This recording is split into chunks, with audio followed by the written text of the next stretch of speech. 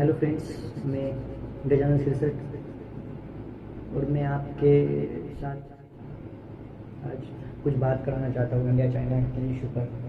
अभी जो चाइना ने इंकर्जन किया है लद्दाख में, जो इंडिया का पार्ट है, तो उसके ऊपर मैं बोलना चाहता हूँ। बहुत दिनों से ये मेरे मन में चल रहा था, तो अभी सोच लिया। तो चाइना ने जो इंकर्जन किया है लद्दाख में, that is Galwan valley in Ladakh,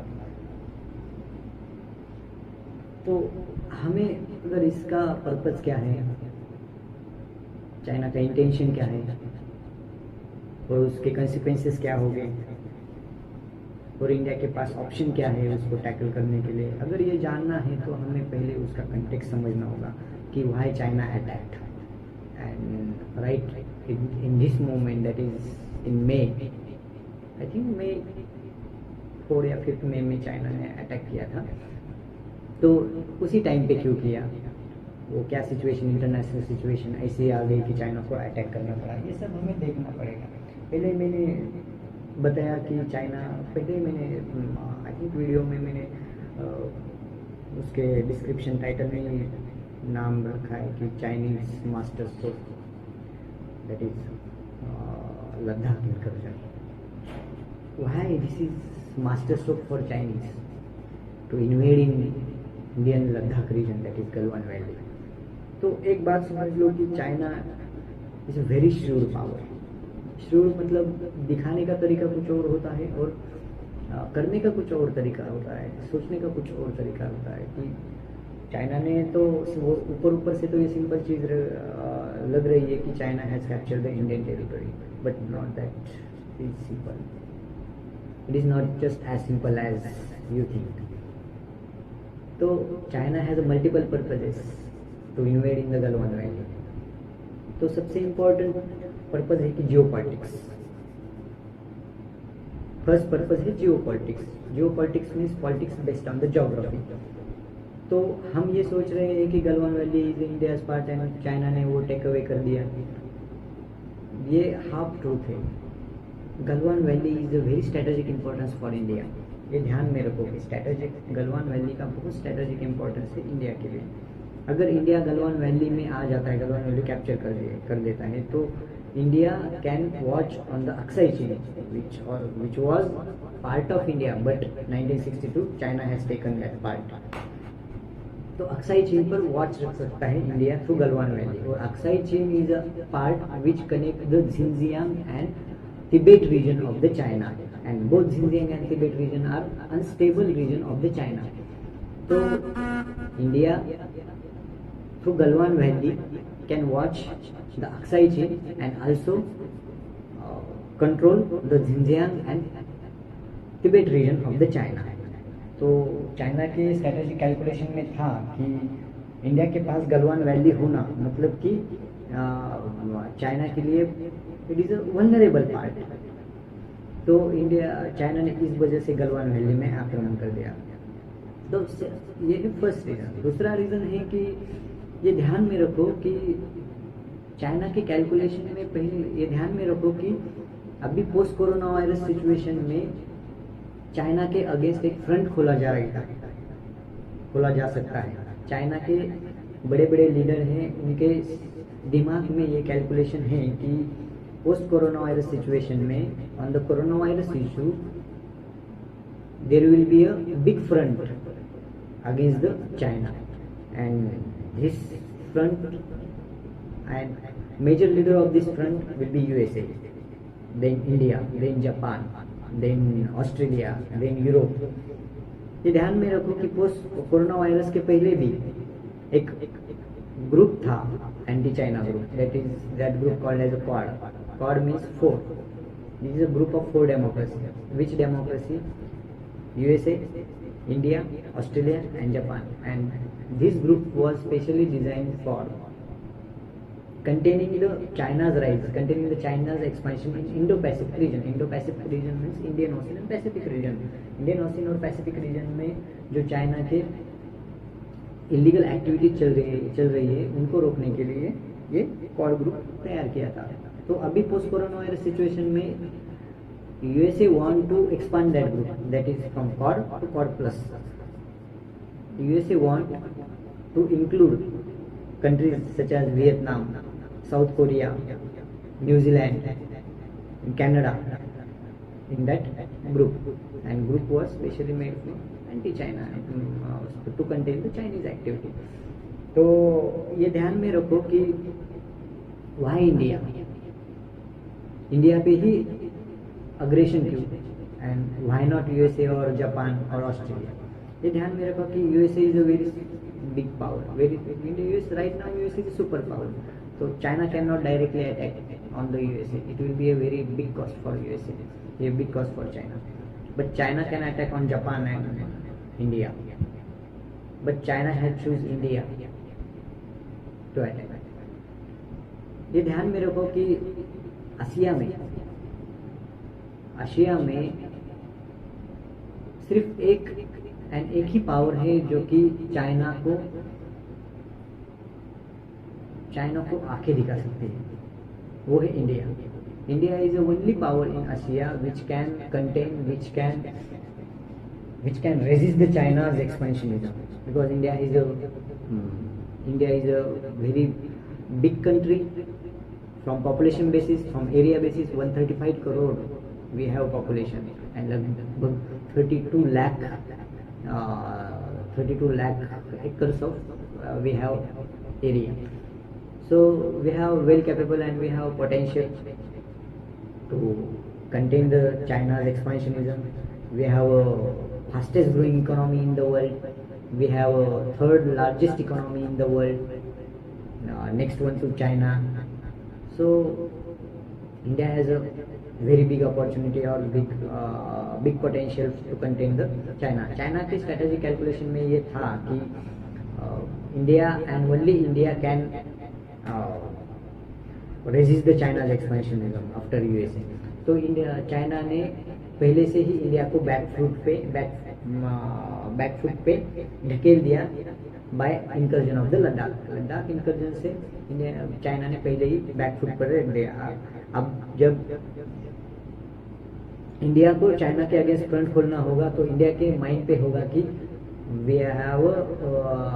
we have Galwan valley in the hand of China.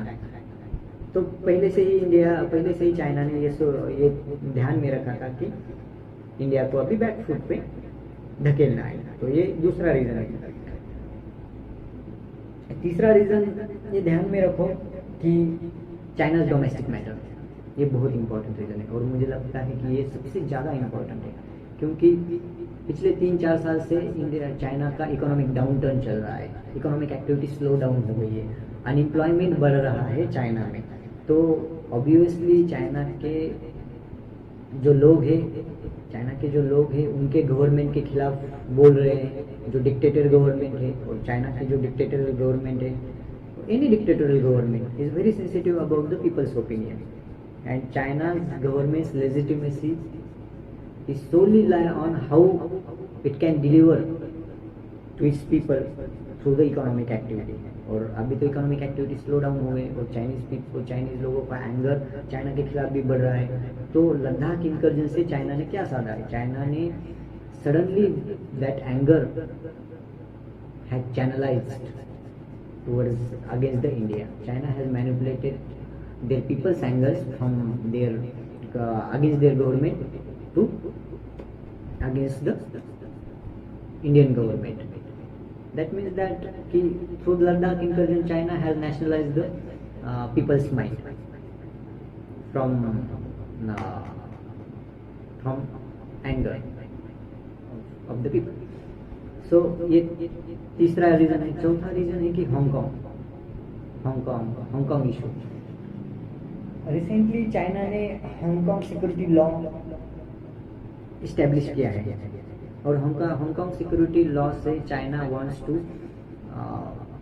Destroy the Hong Kong's democratic government, and which this move has been opposed by the USA and European countries कि China unilaterally cannot destroy the Hong Kong's democratic government.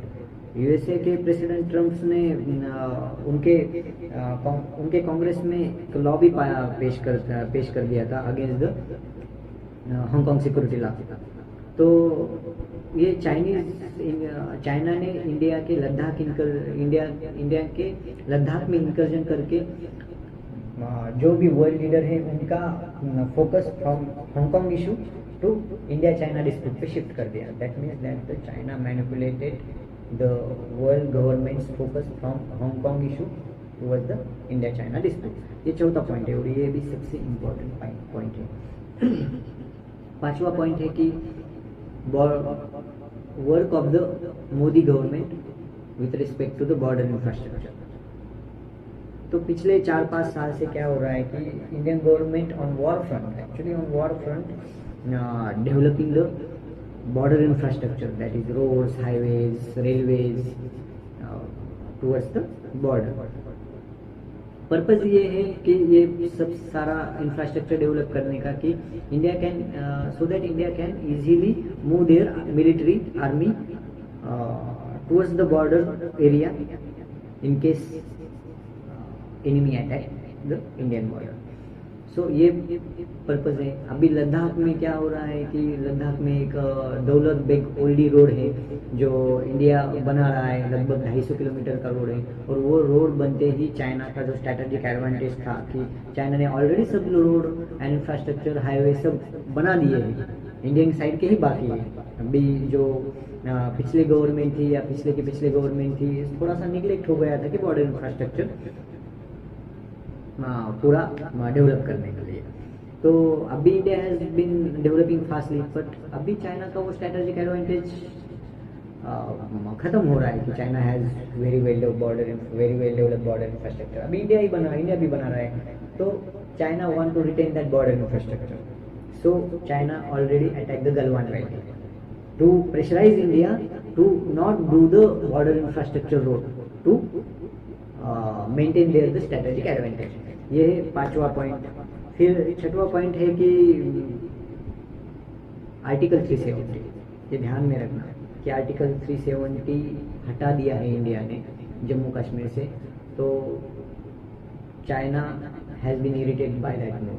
अभी आप सोचोगे कि India का तो domestic matter है, पर ऐसा नहीं है। ऐसा हम लोग सोचते हैं कि इंडिया का डोमेस्टिक मैटर है, पर चाइना ऐसा नहीं सोचती। Ladakh has been claimed by the China. Ladakh's major portion of the Ladakh has been claimed by the China already. तो इंडिया ने आर्टिकल 370 हटाकर लद्दाख को यूनियन टेरिटोरी का दर्जा दिया है। That means that whole of the Ladakh will be the union territory of India. That means that Aksai Chin, which was part of India before 1962, and अभी जो part and right now it is part of the Chinese government. India has claimed that part by the abrogation of the article 370. India has created the union territory of Ladakh, and union territory of Ladakh include the Aksai Chin area, which was part of the China. So China has been angered by that decision. अभी सातवां point है कि recently Indian government has shown and has trying to show the temperature of the Gilgit Baltistan region, which was right now part of the Pakistan, but it was originally part of India. ये ध्यान में रखो कि Gilgit Baltistan India के recent move ये है कि to show the temperature of Gilgit Baltistan so that India can claim Gilgit Baltistan later on.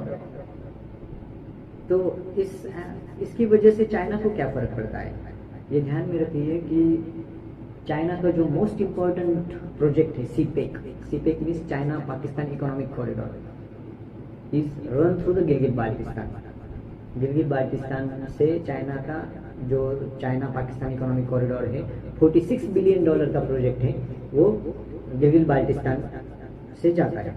अगर इंडिया क्लेम करता है कि गिलगित बाल्टिस्तान वो एरिया हमारा है, तो चाइना का जो सीपेक प्रोजेक्ट है विल बी अल्टीमेटली फेल्ड। और चाइना के लिए वो सीपेक प्रोजेक्ट बहुत बहुत इम्पोर्टेंट है, क्योंकि चाइना को अरेबियन सी का एक्सेस तब भी मिल सकता है तो जब सीपेक प्रोजेक्ट सक्सेसफुल हो। और India does not want to India does not want to entertain that CPEC project. India and USA want to fail that CPEC project. So yeah, this India's move of showing the temperature of the Gilgit-Baltistan region has also aided the China.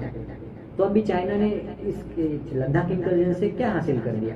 Ladakh incursion से China ने ये हासिल कर दिया कि India का जो shift था एंटी पाकिस्तान सडनली शिफ्ट हो गया anti China. That means that Pakistan has been safe right now in compare to China. तो virtually China has help the Pakistan. तो ये सारे रीजन है कि चाइना ने एक ही स्ट्रोक में कितने पर्पस हासिल कर दिए। तो that's why it is a master stroke. तो इंडिया के पास अभी क्या ऑप्शन है? इंडिया के पास कुछ तो ऑप्शन हो गए। तो मैंने ये भी बताया कि India has opportunity in that Chinese master stroke, in the midst of that Chinese master stroke. तो इंडिया के पास क्या अपॉर्चुनिटीज है? तो मैंने बहुत सारे वीडियो देखे कि इंडिया ने क्या करना चाहिए, क्या नहीं करना चाहिए, whether military option is available, whether diplomatic option is available, whether pressurise through economy, ये सब सारे है ऑप्शंस। बट मुझे पर्सनली ऐसा लगता है कि military option will be the last resort.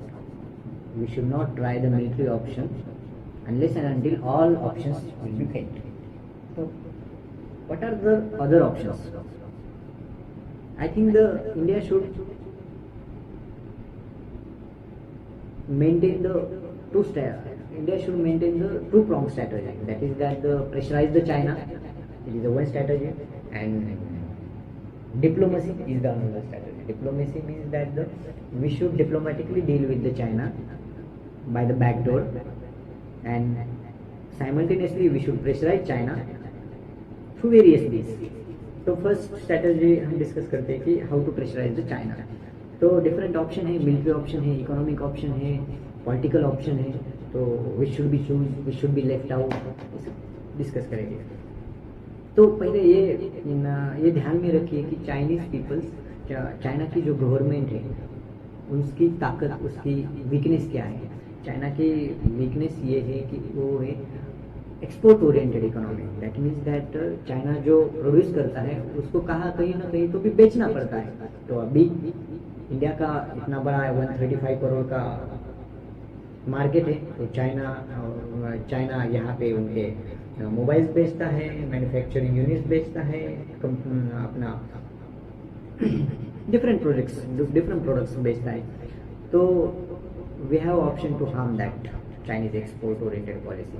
अगर हमने चाइना के सारे प्रोडक्ट्स खरीदना बैन कर दिया, चाइना के फ़ोन बैन कर दिए, चाइना के ऐप्स सारे मोबाइल ऐप्स सॉफ्टवेयर्स बैन कर दिए, तो ये ध्यान में रखो कि चाइना के पास डिमांड ही नहीं होगी सब कुछ नया प्रोड्यूस करने के लिए। वो ऑलरेडी जो प्रोड्यूस किया है वो बिकने भी नहीं होने वाला। तो अल्टीमेटली चाइना की अनएम्प्लॉयमेंट, जब चाइना में डिमांड नहीं बढ़ेगी तो चाइना की अनएम्प्लॉयमेंट भी बढ़े, कुछ प्रोड्यूस भी नहीं होगा, और कुछ प्रोड्यूस नहीं होगा तो लोगों में अनएम्प्लॉयमेंट भी बढ़ेगी, लोगों का प्रेशर आ जाएगा चाइनीज गवर्नमेंट के ऊपर कि to stop that nonsense, Ladakh वाला नॉनसेंस स्टॉप करें। ये एक ऑप्शन है। दूसरा एक ऑप्शन है कि चाइना को पॉलिटिकली हराया जाए। पॉलिटिकली कैसे हराया जाए कि चाइना के जो इंटरनेशनल एनिमीज हैं उनका कोलिशन करके चाइना के ऊपर प्रेशर डालेगा। मैंने पहले ही बताया था कि biggest enemy of China is USA and Japan and India, also Australia भी अभी हो रहा है एनिमी। तो India should cooperate with Japan, USA and Australia, even Vietnam, Philippines, also the big enemy of the China. तो India should cooperate. अभी तो ये न्यूज़ आई है कि ट्रम्प एडमिनिस्ट्रेशन ने openly support to the India for border issue. तो we should appreciate that. तो ये है, पर ये एक इसमें ट्रिकी पॉइंट है कि हम जितने ज़्यादा अमेरिका की गोदी में जाके बैठेंगे उतने ज़्यादा रशिया से दूर चले होते जाएंगे। ये हमेशा ध्यान में रखना कि अगर हम अमेरिका के ज़्यादा करीब जाते हैं तो रशिया चाइना के ज़्यादा करीब में जाएगा, और या फिर रशिया पाकिस्तान के ज़्यादा करीब जाएगा। Russia will ultimately flirt with the Pakistan and China against India. तो हमें ये ध्यान रखना है कि रशिया को भी साथ लेके चलना है और अमेरिका को भी साथ लेके चलना है। We should not too much extend towards the America. तो ये है। तो बाद में ये है कि ये पॉलिटिकल ऑप्शन हो गया। देन तीसरा है military option. Military option should be very cautious. Military option means directly war front खोल देना, ऐसा नहीं है। तो pressure towards the Galwan line, ये भी एक ऑप्शन है कि प्रेशराइज करने का, और साइमल्टेनियसली यूएसए का एंटी चाइना प्रेशर भी रहेगा। तो ये है तीसरा भी पॉलिटिकल ऑप्शन हो गया, मिलिट्री ऑप्शन हो गया, फिर इकोनॉमिक ऑप्शन हो गया, हमने डिस्कस कर दिया। तो ये सारे ऑप्शन हैं, और भी सारे ऑप्शन हैं एक्चुअली, कि we should not forget to exploit the Chinese vulnerability in Indo-Pacific region। ये ध्यान में रखो कि जैसे इंडिया की वल्नरेबिलिटी हिमालयन रीजन में है, वैसे ही चाइना की वल्नरेबिलिटी इंडो पैसिफिक रीजन है। Specific Malacca Strait. Malacca Strait is a small narrow passage at the Indonesian region, कि एक small narrow passage of the sea है, इंडोनेशियन रीजन के करीब है, और ये लगभग 150 kilometre from the Andaman Nicobar island. ये जो पैसेज है just 150 to 160 kilometre from the Andaman Nicobar island से है। तो at the time we should make realise to the China that we can choke that Malacca strait, and entire Chinese naval vessels or entire Chinese trade vessels can be choked by choking that Malacca point. So India, USA, Japan has certainly the upper hand in Indo-Pacific region in compared to the China. So we can explore that option also, कि threaten the China in Indo-Pacific region। ये है पांचवा point है। एक long term goal है कि हम long term इसको एक्सप्लॉइट कर सकते हैं, but it is not a short term. We should not do in a hurry. कि ये हमेशा ध्यान में रखो कि China has a much more weaknesses than India.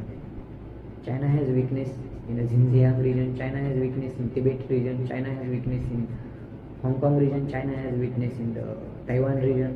ये जो पार्ट है, जैसे इंडिया में जम्मू कश्मीर मोर और लेस अनस्टेबल पार्ट है, और नॉर्थ ईस्टर्न स्टेट मोर और लेस अनस्टेबल पार्ट है, वैसे ही चाइना के जो ये है Xinjiang, तिब्बत, हांगकांग, ताइवान, ये अनस्टेबल पार्ट है। तो जैसे India can exploit that unstable part, India can draw well defined policy for that Xinjiang region, Tibetan region और Hong Kong region। जैसे यूएसए ने ऑलरेडी यूएसए की तिबेटियन पॉलिसी है, Taiwan policy है, या फिर उइगुर पॉलिसी है, दैट इज Xinjiang पॉलिसी है। वैसे India can explore that option, but not in a short term basis. Short term में इस मुद्दे को छेड़ना भी नहीं है। as long as China will not do anything about northeastern region and Jammu Kashmir region। हमें अपनी वल्नरेबिलिटी पे पहले काम करना चाहिए। हमें पहले जम्मू कश्मीर को स्टेबल बनाना चाहिए। हमें पहले नॉर्थ ईस्टर्न रीजन जो आसाम का एरिया है, मिजोरम का है, स्पेशली नागालैंड का है, वो पहले स्ट्रेंथन करना होगा। वहाँ पे डेमोक्रेसी इस्टेब्लिश करना होगी, वहाँ के पीपल को इंटीग्रेट करना होगा इंडिया में। जम्मू कश्मीर स्पेशली कश्मीर के पीपल को इंडिया में अच्छी तरह से इंटीग्रेट करना होगा। और नक्सलाइट मूवमेंट जो चल रही है अपना सेंट्रल इंडिया में, जो लगभग हंड्रेड्स ऑफ इंडिया डिस्ट्रिक्ट में चल रही नक्सलाइट मूवमेंट, उसको पहले ख़त्म करना है।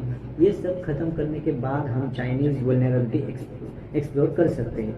अगर हमने ये एक्सप्लोर अभी किए तो China will also explore our vulnerability. So it is not a good option right now, but it will be a best option in the future. And ये ध्यान में रखो कि जो एंटी चाइना फ्रंट खोलने जा रहे हैं वर्ल्ड में, उसका लीडर मत बनो कभी। Let the USA be the leader and we should strategically follow USA, not blindly follow, strategically follow the USA. Because कैसा है ये ध्यान रखो कि China is a very big power, almost 5 times bigger than India in terms of economy. India की economy $11 trillion economy है with respect to PPP. China की $27 trillion economy है। तो ये ध्यान में रखो कि China has much more great power than India. So we should not be at the front of the anti-China opposition. Let the USA took the leadership. And also, it is very important that we should diplomatically handle this Ladakh region. ये opportunity क्यों है, ये मैं क्यों बता रहा हूँ कि this if India has India will be successful in handling that Ladakh incursion or Galwan Valley incursion of China, then India will be the very rising power in Asia. Other smaller countries will see India as a possible alternative to the China's hegemony, China's dominance in Asia. So it is a very important for future of India. This is a watershed movement. ये ध्यान में रखो कि this is a watershed movement right now. Why? कि if India will be failed to retaliate or to push back the China from Galwan Valley, India should have to modify this foreign policy of India. India will have to modify its foreign policy with respect to China, and India have to join the America's club, America's group, USA group. तो ये बहुत important है कि India should diplomatically handle and India should well handle that Ladakh incursion. So these are some points which I want to discuss. So bye and take care. मिलते हैं अगले video में. Good bye, good night.